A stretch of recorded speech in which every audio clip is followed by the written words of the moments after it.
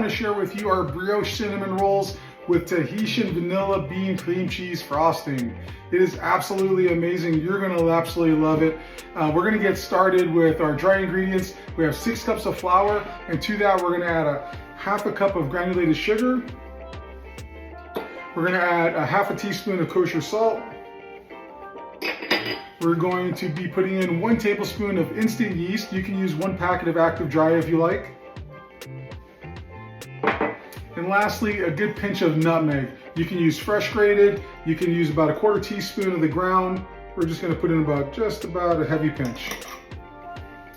Now what you want to do is you want to make sure that we whisk all these ingredients together. You want the yeast and the sugar and the salt all to come together with that nutmeg as well. And that way there's no spots when we're mixing it up where there's just like a clump of yeast somewhere hiding. So we're going to get this good and mixed up. And then we're going to add it to our stand mixer. All right, this is whiskey business. All right, so it's going to mix some more in the stand mixer, but we're just going to get that incorporated, and then now we're going to add it too. Next up, our wet ingredients. So to a bowl, we're going to use the same bowl here. We're going to add 3/4 cup of whole milk. Next up is a half a cup of sour cream. 4 whole eggs. And if you like, you can lightly whisk that ahead of time, but we're going to beat them up in here. And lastly, our vanilla bean paste. Definitely want to get a spatula and get every last drop of this stuff out. This is the good stuff. So now we're just going to whisk this up, get everything really well incorporated, get those eggs broken down. Perfect. So now that we have our wet ingredients all incorporated, we're going to slowly incorporate that into our dry ingredients while we're mixing.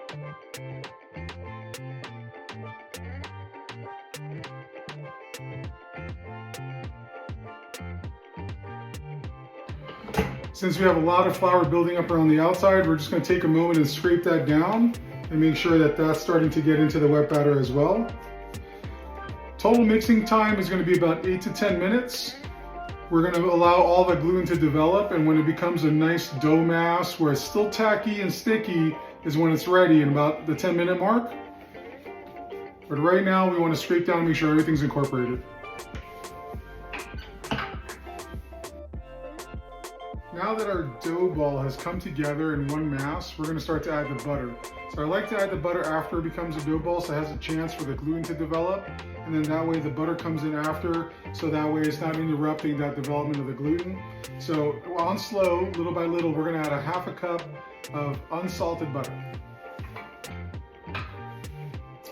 So now that I'm getting the butter incorporated, I'm going to mix it for about a good 8 minutes until it comes together in a nice dough ball that's still a little tacky, but all together. So we're probably looking at about a total of 10-minute mixing time.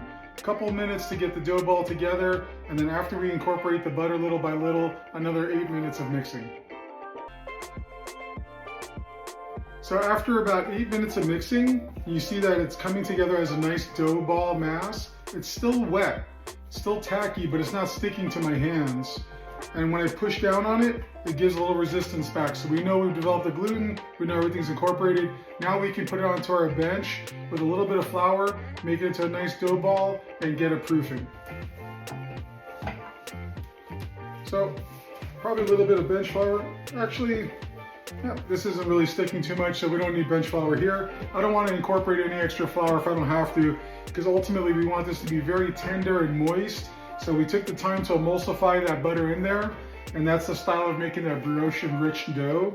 But now I just like to finish it by hand just for about a minute, and I just bring it together to make a nice taut ball, so then that way the gluten has something to push on, so we get all those bubbles and all that airy bubbles inside the dough that we want when it bakes.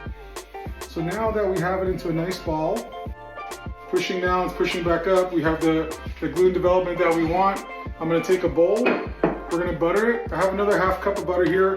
We're going to use about a 1/4 cup here, and then a 1/4 cup in the bowl in the baking pan that we're going to use to make the cinnamon rolls. So we're just going to butter up this bowl. We want to go all the way up because this thing is going to literally double in size when it proofs. So when we proof it, we're going to put it in a warm spot of the kitchen for at least 2 hours. You can even go overnight in the fridge. So if you do that, it'll develop even more flavors, have a chance to get a maximum proof. but I like to leave it out for about an hour at room temperature to let the yeast get a chance to get started. So once you see that it's starting to proof at room temperature for about an hour, then you can keep that covered, put it in the fridge overnight and bake it the next day if you like to. But here we're gonna let it sit out for just a couple hours. So we got this bowl nice and buttered. We're gonna save this for our baking pan, and we're simply just gonna plop this down. We're gonna cover it up with a piece of plastic film or a nice cover for this, and then we're gonna come back to it in about 2 hours. Okay, so it's been about 2 hours, and man, look at this. You can see how much this proof, it literally doubled in size. And it smells absolutely amazing. It smells like the beginnings of like some wonderful sweet bread. So we're just gonna simply turn this over and roll it out. But before we do so, we're gonna get our cinnamon sugar ready to go. So here we have our mixing bowl, and we have some brown sugar. You can use light or dark. I like light brown sugar here. 1 cup light brown sugar, 2 tablespoons of cinnamon. And we're simply just gonna whisk it together, that's it.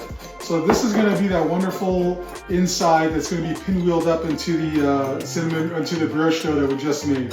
So we're just gonna break up the clumps here. Get all that mixed up. Feel free to use your hands.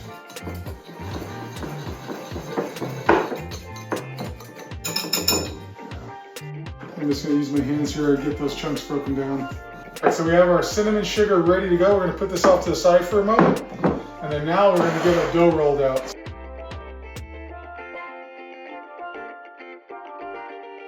Perfect. Okay, so now we want to roll it out to about 1/4 inch thin. Now that it's a little bit wet, we're just going to use some extra bench flour just so it doesn't stick to our board. So this is just some more of that all-purpose flour. We're gonna get it down here. We're gonna put some on top. Get some on a rolling pin. And here, I mean, this is like Play-Doh, so this is like, you know, no stress. So I want to get this nice and thin, about 1/4 inch thin, because I want to get as much of that cinnamon sugar and butter wrapped into all the layers like a pinwheel. When it bakes, it's gonna really proof up. It's gonna get huge.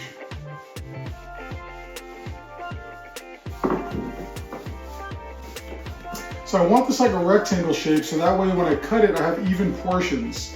I'm gonna pinwheel it up, but with a rectangle shape is gonna allow me to get it like a jelly roll, and I'll have all these nice cinnamon rolls to be able to cut out.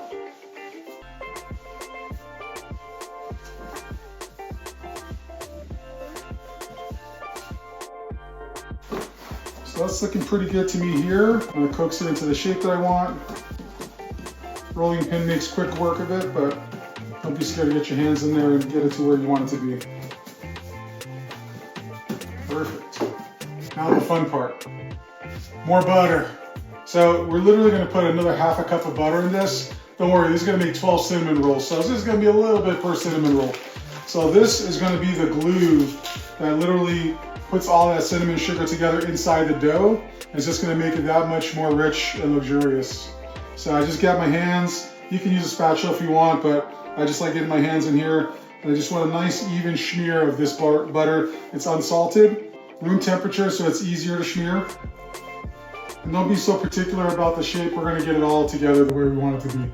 So now that we have this into our large rectangle, we're gonna get all the cinnamon sugar on there. So you can sprinkle it, but I just go for it. And I just use my hand and get a nice even layer. It's like playing in the sugar sandbox. So now that we have that layer down, we're just gonna jelly roll it up. I wanna get it into as many rolls as possible. I'll probably get this into about a good 3 rolls.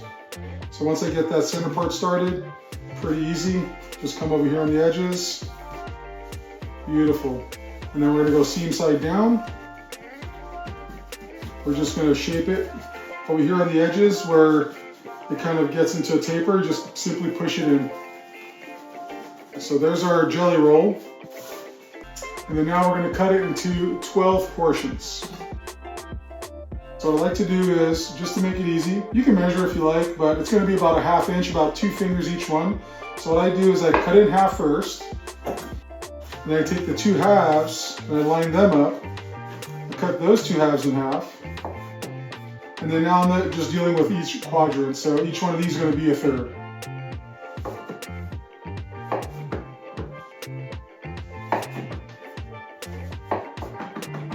Perfect. So we're gonna push this to the side. We're gonna get right back to that in just a second.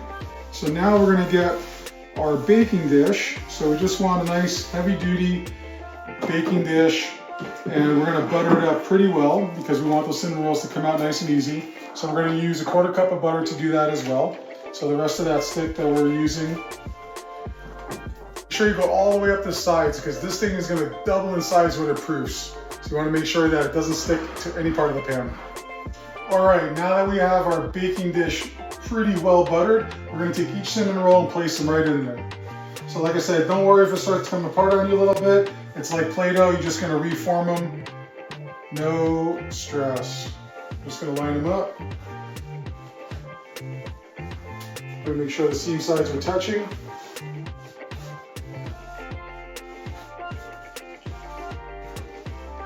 If you got a little guy like that, you can just put it towards the middle. I like to do that. Sometimes you don't cut it exactly perfect. So in that case, I like to put the bigger ones on the outside and the smaller ones on the inside.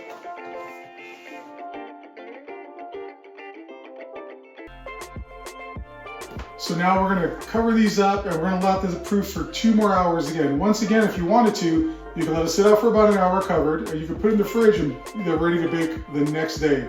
But today we're gonna let them proof for about 2 hours so they're doubled in size, and then we're gonna get them right into the oven. All right, so it's been about 2 hours. We let these cinnamon rolls proof, and man, look at these, they're beautiful. So they've obviously doubled in size. I mean, these things are huge. You can already smell, they smell like cinnamon rolls already without even baking them. So we're gonna get these right into the oven. I like to go preheated, 325 degrees convection, or you can do 350 if you just wanna use a bake mode without the fan running. They're gonna go for about 30 minutes, and about halfway through the 15-minute mark, turn them to make sure they're evenly cooking. You wanna go right about in the middle of the oven. If you think it's getting too dark on top for you, you can simply cover it with a piece of foil as well.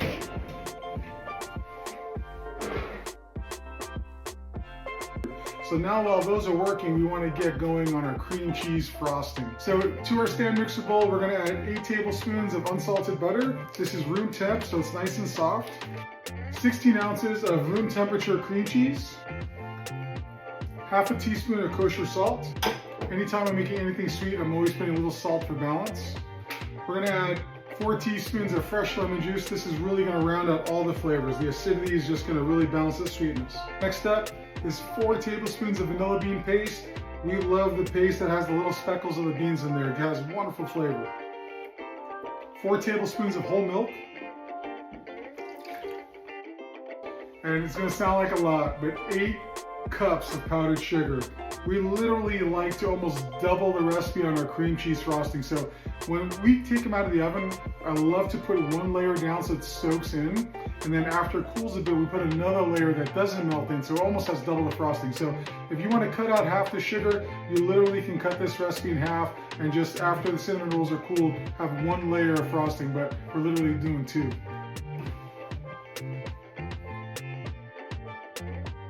Now that we have all the ingredients in the bowl, we're going to get it into our stand mixer with our paddle.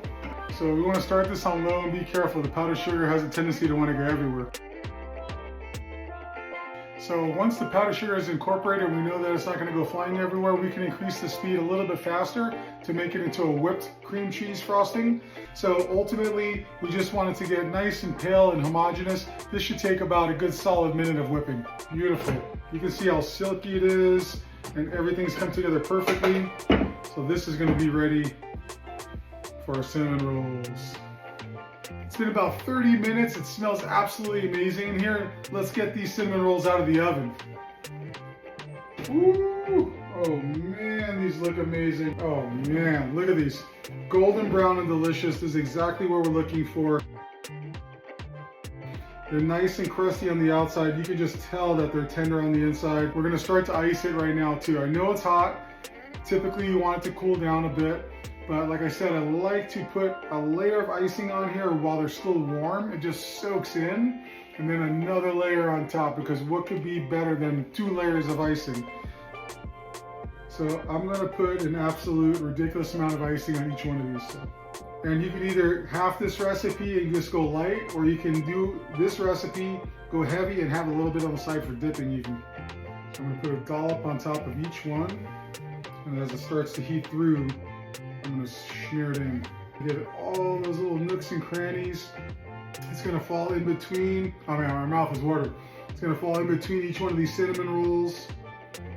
So there you have it, these wonderful brioche cinnamon rolls with Tahitian vanilla bean cream cheese frosting. These are gonna be a crowd pleaser. Let me know how it worked out for you.